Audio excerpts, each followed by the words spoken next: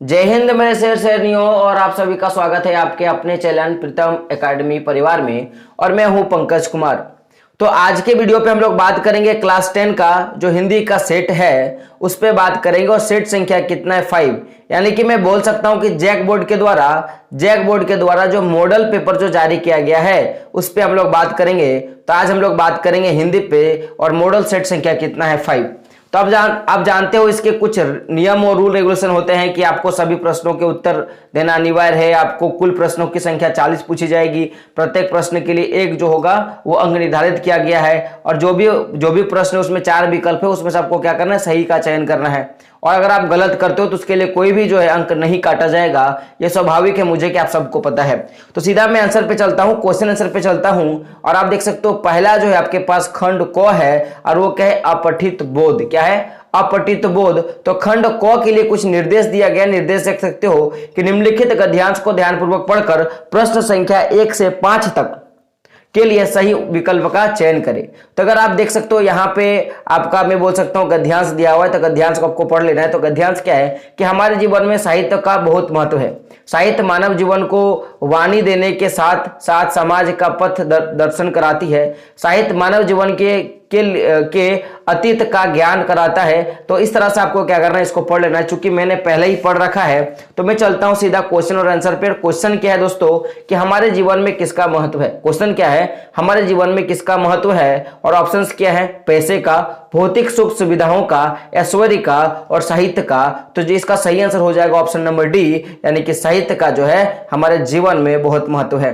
चलिए आगे बढ़ते हैं और दूसरा नंबर का क्वेश्चन देखते हैं। क्वेश्चन क्या है कि साहित्य मानव जीवन का क्या है। क्वेश्चन क्या है कि साहित्य मानव जीवन का क्या है। और ऑप्शंस क्या है, पथ प्रदर्शक, धन कमाने का साधन, मनोरंजन का साधन, इनमें से कोई नहीं। तो इसका जो सही आंसर हो जाएगा वो ऑप्शन नंबर ए हो जाएगा, यानी कि पथ प्रदर्शक। यानी कि साहित्य क्या करता है, हमें रास्ता दिखाने का काम करता है। चलिए आगे बढ़ते हैं और देखते हैं अगले क्वेश्चन पे। तो हमारा तीसरा नंबर का क्वेश्चन क्या है कि समाज रसतल को कब चला जाता है। समाज जो है वो रसतल को कब चला जाता है। और ऑप्शंस क्या है कि जब हम सत्य की राह चले, जब हम प्रयास ना करें, जब साहित्य क्षीण होने लगे। और ऑप्शन डी क्या है, जब हम घर पर बैठ जाएं। तो इसका जो सही आंसर नंबर होगा वो क्या होगा, ऑप्शन नंबर सी, कि जब साहित्य जो है क्षीण हो जाती है तो समाज जो है वो रसातल पर चली जाती है। चलिए आगे बात करते हैं। तो देख सकते हो चौथा नंबर का क्वेश्चन। और चौथा नंबर का क्वेश्चन क्या है कि समाज किस की भांति समाज के समस्त विकारों को हरण करता है। समाज किसकी भांति समाज के समस्त विकारों को क्या करता है, हरण करता है। ऑप्शन क्या है, सूर्य, चांद, तारे और नक्षत्र। तो अगर मैं इसका सही आंसर करूं तो क्या होगा, सूर्य। तो समाज जो है वो किसके भांति, तो सूर्य के भांति क्या करता है, समस्त जो विकरण है उसका हरण कर लेता है। चलिए आगे बढ़ते हैं और 5वें नंबर का क्वेश्चन देखते हैं। क्वेश्चन क्या है कि उपरोक्त गद्यांश का उचित शीर्षक दे। क्वेश्चन क्या है, उचित गद्यांश का उचित शीर्षक दे। और ऑप्शंस क्या है, समाज का महत्व, मनुष्य का महत्व, साहित्य का महत्व और अतीत का महत्व। तो अगर ये गद्यांश जो है अगर आपने सही से पढ़ा होगा मेरे रसगुल्लो, तो आपने क्या देखा होगा कि पूरा का पूरा जो है वो किस पे टिका हुआ है, किस पे टिका हुआ है, साहित्य पे टिका हुआ है। तो मेरे हिसाब से आप इसको क्या देख सकते हो, ऑप्शन नंबर सी, यानी कि साहित्य का महत्व जो है आप इसको बोल सकते हो। चलिए आगे बढ़ते हैं। तो अगला आप देख सकते हो इसके लिए आपका निर्देश दिया गया है कि प्रस्तुत गद्यांश को ध्यानपूर्वक पढ़ना है। और ऑप्शन क्वेश्चन नंबर 6 से लेके क्वेश्चन नंबर 10 तक का क्या करना है, सही विकल्प को चुनना है। तो अगर आप देख सकते हो यहाँ पे आपका क्या है, यहाँ पे आपका मैं बोल सकता हूँ कि दिया हुआ है गद्यांश कि मत काटो तुम यह पेड़, यह लज्जा वसन इस माँ वसुंधरा के इस संहार के बाद। तो देख सकते हो कि यहाँ पे अगर आप पढ़ोगे तो पूरा एक गद्यांश मिलेगा। चूंकि मैं इसको नहीं पढ़ना चाहता क्योंकि वीडियो जो है बहुत लंबा बन जाएगा, तो मैं चलता हूँ सीधा क्वेश्चन आंसर पे। क्वेश्चन क्या है 6 नंबर का कि हमें क्या नहीं काटना चाहिए, हमें क्या नहीं काटना चाहिए। और अगर आपने इस गद्यांश को सही से पढ़ा होगा तो आपको पता चलेगा कि पेड़ जो है उनको नहीं काटना चाहिए, यानी कि ऑप्शन नंबर सी जो है वो सही हो जाएगा। चलिए आगे बढ़ते हैं और 7वें नंबर का क्वेश्चन देखते हैं। 7वें नंबर का क्वेश्चन क्या है कि संसार के बाद किसकी तरह पछताएगा।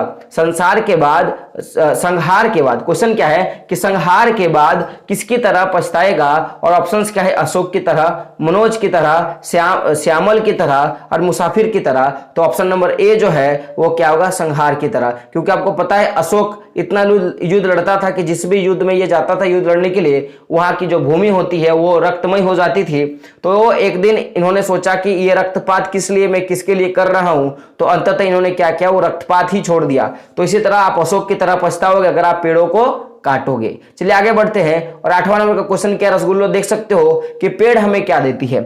क्वेश्चन क्या है कि पेड़ हमें क्या देती है, और ऑप्शंस क्या है, शीतल छाया, गर्म हवा, रेगिस्तान और क्या होगा, परिश्रम। तो इसका जो सही आंसर हो जाएगा वो ऑप्शन नंबर ए हो जाएगा। क्या हो जाएगा, शीतल छाया। तो पेड़ हमें क्या देती है, शीतल छाया दिखती है। चलिए आगे बढ़ते हैं। तो क्वेश्चन नंबर 9 क्या है कि क्वेश्चन नंबर 9 है कि सस्य श्यामला किसे कहा गया, और ऑप्शंस क्या है देख सकते हो, आकाश को, प्रकृति को, हरी भरी धरती को और बादलों को। तो आपको याद होगा हमारा जो गाना है कि सस्य श्यामला मातरम वंदे मातरम। तो ये जो है हरी धरती है उसको कहा गया। तो हरी भरी धरती को क्या कहा जाता है, सस्य श्यामला कहा जाता है। यानी कि ऑप्शन नंबर सी जो है इसका सही हो जाएगा। चलिए आगे बढ़ते हैं, देखते हैं क्वेश्चन नंबर 10 क्या है। और 10वां नंबर का क्वेश्चन क्या है कि काव्यांश का एक उपयुक्त शीर्षक चुने। और देख सकते हो आपके ऑप्शंस क्या है, रेगिस्तान, पेड़ पौधे का संहार, हरे पेड़ पौधे और जलवायु। तो ये जो सही शीर्षक क्या होगा, हमारे हरे भरे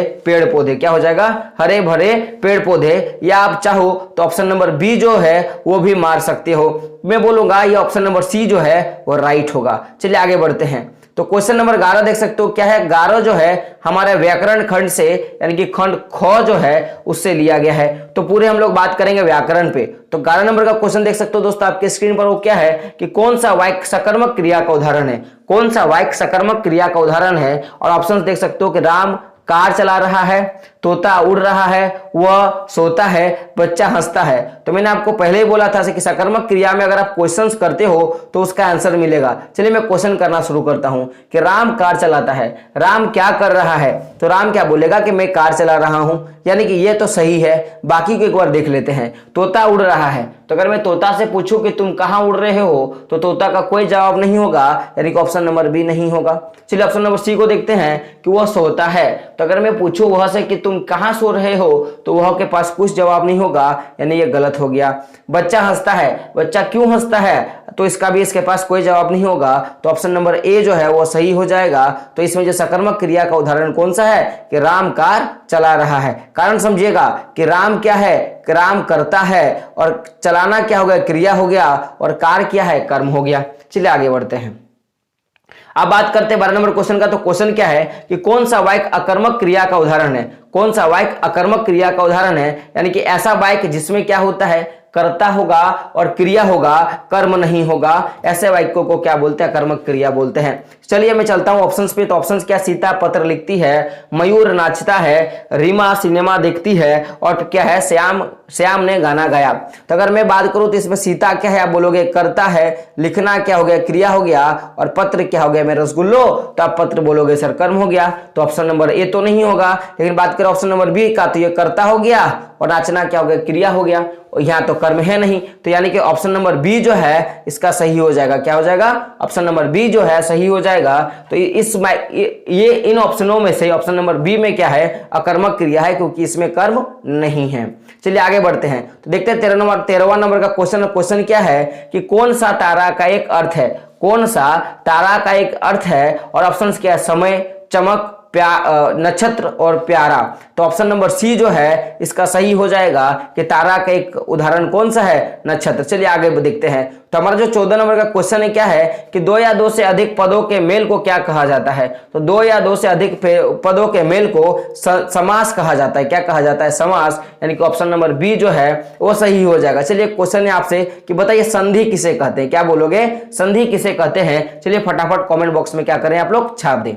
चलिए आगे बढ़ते हैं। तो अब बात करते हैं अगले क्वेश्चन पे।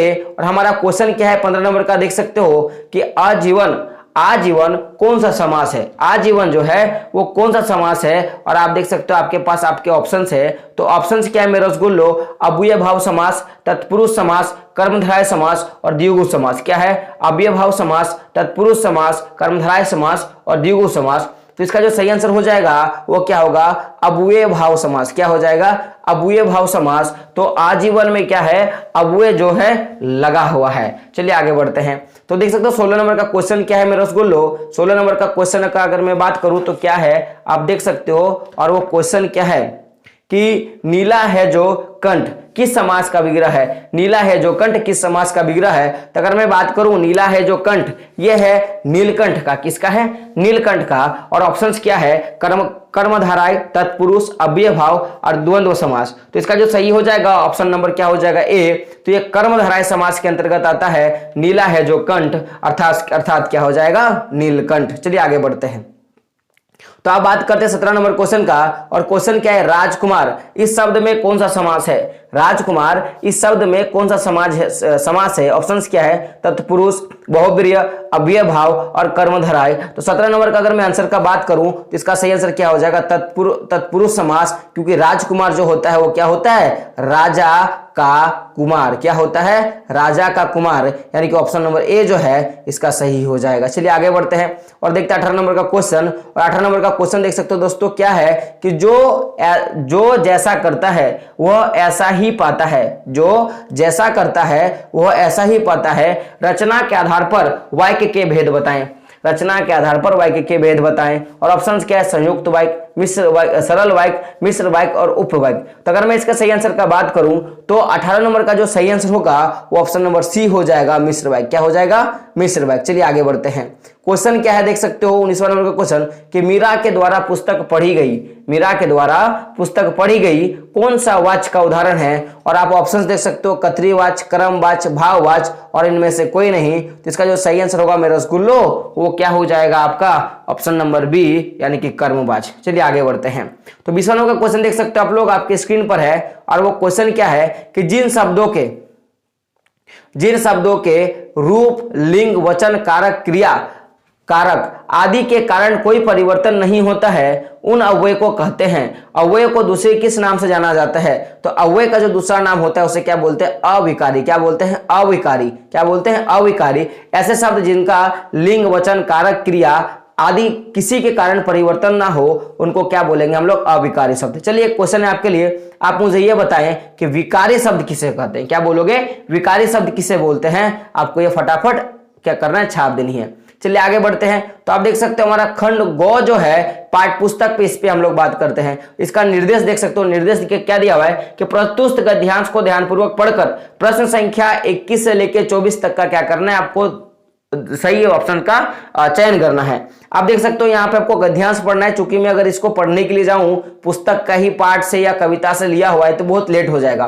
तो मैं चलता हूं सीधा क्वेश्चन और आंसर पे। तो आपका देख सकते हो 21 नंबर का क्वेश्चन क्या है कि प्रस्तुत पद जो है के रचनाकार कौन है। ये जो पद लिया गया है इसका रचनाकार कौन है, और इसका ऑप्शन देख सकते हो, सूरदास, तुलसीदास, कबीरदास और हरिदास। तो ऑप्शन नंबर ए जो है इसका सही हो जाएगा। तो ये जो आप देख सकते हो पद है आपका कि हमारे हरि हारिल की लकड़ी, ये जो पद है वो कहां से लिया गया है, तो सूरदास का जो रचना है उससे लिया गया है। चलिए आगे बढ़ते हैं।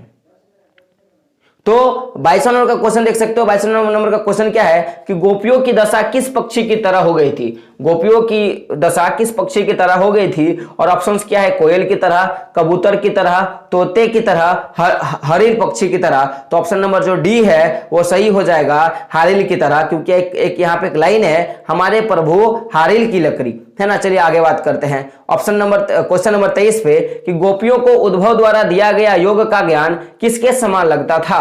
ऑप्शंस क्या है, अमृत के समान, कड़वी ककड़ी के समान, मोक्ष के समान और प्रेम के समान। तो ऑप्शन नंबर बी जो है रसगुल्लो वो सही हो जाएगा कि गोपियों को उद्भव के द्वारा दिया गया जो ज्ञान था वो ककड़ी, कैसी ककड़ी, तो कड़वी ककड़ी की समान लगती थी। चलिए आगे बात करते हैं। आप देख सकते हो 24वां नंबर क्वेश्चन क्या है कि गोपियां जागते सोते सपने में दिन रात किसका नाम जपती थी? क्या है? गोपियां जागते सोते सपने में दिन रात किसका नाम जपती रहती है? ऑप्शंस क्या है? सूरदास, कृष्णा का, उद्भव का और कवि का। तो ऑप्शन नंबर बी जो है वो सही हो जाएगा, कृष्णा का। चलिए आगे बढ़ते हैं।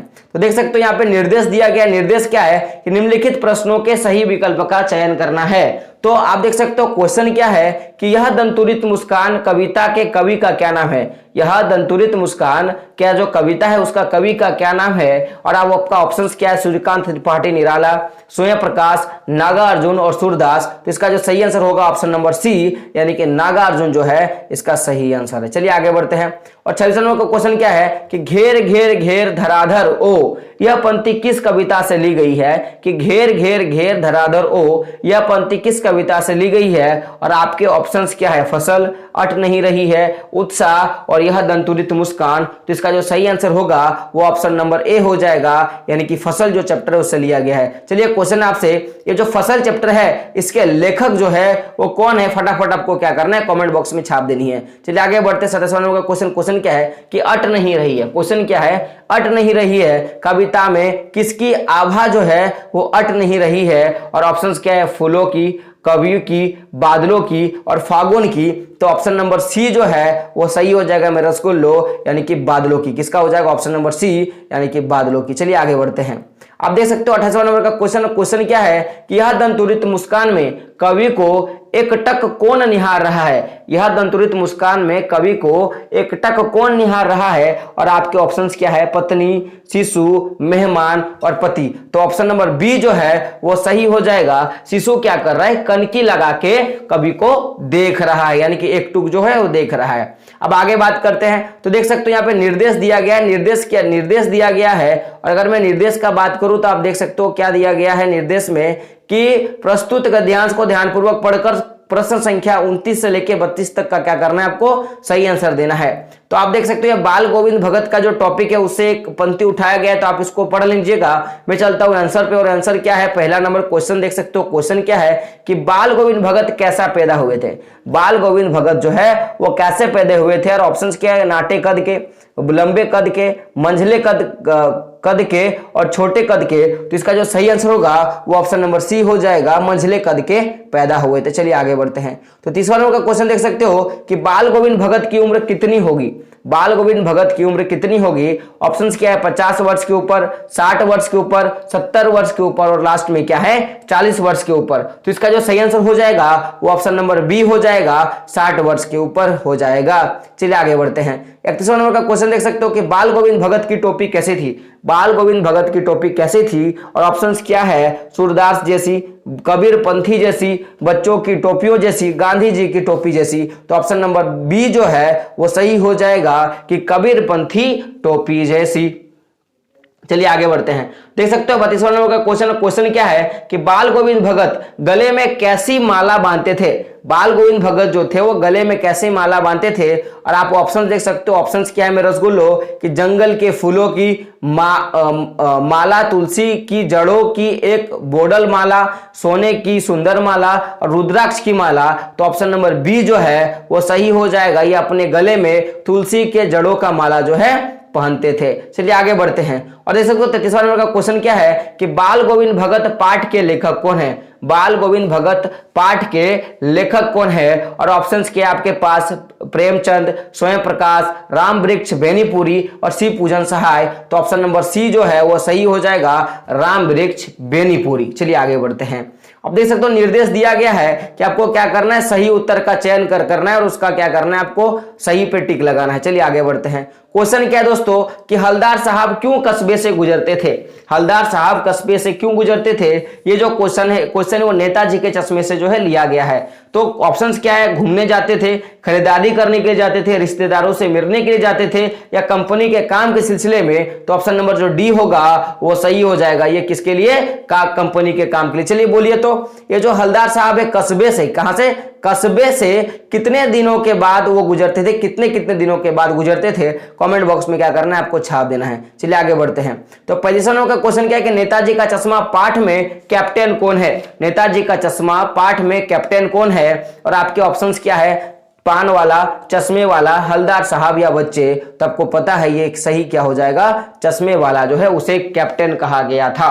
चलिए बात करते हैं अगले क्वेश्चन पे। तो 36वां नंबर का क्वेश्चन देख सकते हो आपके स्क्रीन पर। क्वेश्चन क्या है कि नेताजी का चश्मा पाठ में पान वाला उदास क्यों हो गया। नेताजी का चश्मा पाठ में पान वाला उदास क्यों हो गया।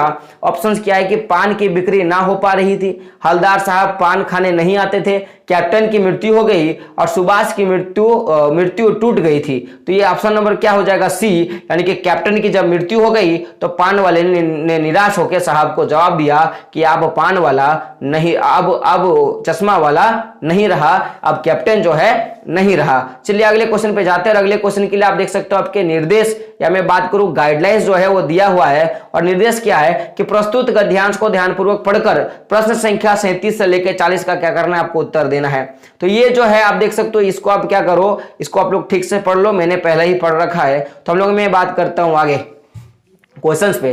तो क्वेश्चन देख सकते हो, क्वेश्चन 37 नंबर का क्वेश्चन क्या है कि माता का आंचल कहानी के लेखक कौन है। माता के आंचल के लेखक का माता के आंचल का जो कहानी उसका लेखक कौन है। और ऑप्शंस क्या है, प्रेमचंद्र, शिव पूजन सहाय, कमलेश्वर और अज्ञेत। तो इसका जो सही आंसर होगा वो क्या हो जाएगा मेरे रसगुल्लो, ऑप्शन नंबर बी, शिव पूजन सहाय। तो माता के आंचल के लेखक कौन है, शिव पूजन सहाय। चलिए आगे बढ़ते हैं। तो 38वां नंबर का क्वेश्चन क्या है रसगुल्लो कि भोलानाथ का वास्तविक नाम क्या था। भोलानाथ का वास्तविक नाम क्या था। और ऑप्शंस क्या है, शिवनाथ, तारकेश्वर नाथ, अमरनाथ और केदारनाथ। तो किसका सही आंसर क्या हो जाएगा, तारकेश्वर नाथ, यानी कि ऑप्शन नंबर बी जो से सही हो जाएगा। चलिए क्वेश्चन आपसे, आप बताइए कि भोलेनाथ यानी कि भोला कर तारकेश्वर नाथ को कब बुलाया जाता था। चलिए ये आपको क्या करना है, बताना है। चलिए आगे बढ़ते हैं। और 39वां नंबर का क्वेश्चन क्या है कि लिल्लार शब्द का क्या मतलब है। चूंकि मैंने पहले भी जो सेट 4 है उसमें आपको ये क्वेश्चन पूछा था, ले लीजिए आपका क्वेश्चन आ गया। लिल्लार शब्द का क्या मतलब है। ऑप्शंस क्या है, लाली का, लाली, ऑप्शन नंबर बी लालिमा, लाल रंग का, ललाट का। तो ऑप्शन नंबर डी जो है वो सही हो जाएगा, ललाट का। चलिए बात करते हैं अंतिम क्वेश्चन पे। और 40वां नंबर का क्वेश्चन क्या है कि भोलानाथ के सिर में क्या थी। भोलानाथ के सिर में क्या थी। तो ऑप्शन नंबर 1 क्या है, तेज दर्द, छोटे छोटे है ना लंबी लंबी जटाएं, या क्या थी, धरातल घुंघराले बाल। तो ऑप्शन नंबर जो सी होगा वो सही हो जाएगा कि लंबी लंबी जो जटाएं थी किसके पास, भोलेनाथ के सिर के पास। तो दोस्तों ये रहा आपका सेट 5 जो हिंदी का वो खत्म हो गया। बाकी जो वीडियो तो बाकी सर ले ही रहे थे, तो इस तरह से मैंने जो सेट है आपको कंप्लीट कर दिया। तो आप लोगों को क्या करना है, अब जाहिर सी बात है कि वीडियो को शेयर करना है सभी दोस्तों के पास, लाइक करना है और सब्सक्राइब भी कर देना है। तो जाते जाते मैं एक चीज बोलूंगा कि रक्त बहा के श्रृंगार करो, खामोश यहाँ तलवार नहीं, हमसे रोके वंशज हमें हार तो कतई स्वीकार नहीं। और एक बात मैं अक्सर आप लोगों को बोलता हूं, क्या मैं बोलता हूं कि बरसात से मुलाकात यूं ही नहीं होती, कि बरसात से मुलाकात यूं ही नहीं होती, धरती को धूप से जलना पड़ता है, कि धरती को धूप से जलना पड़ता है। और शोहरत के शिखर पे चढ़ने के लिए, शोहरत के शिखर पे चढ़ने के लिए एक दिन घुटनों के बल चलना होता है। तो जो संघर्ष से कभी परिचित नहीं हुआ, जो कभी संघर्ष से परिचित नहीं हुआ, याद रखना मेरे रसगुल्लो, वो कभी इतिहास में चर्चित नहीं हुआ। तो अगर इतिहास में आपको चर्चित होना है तो आपको दशरथ मांझी बनना पड़ेगा। आपको क्या करना पड़ेगा, एग्जाम के खोपड़ी में छेद करना पड़ेगा और ये संकल्प लेना पड़ेगा कि जब तक तोड़ेंगे नहीं तब तक क्या नहीं करेंगे, छोड़ेंगे नहीं। तो दोस्तों मिलते हैं अगले वीडियो में, तब तक के लिए जय हिंद, जय भारत और आपका दिन शुभ हो।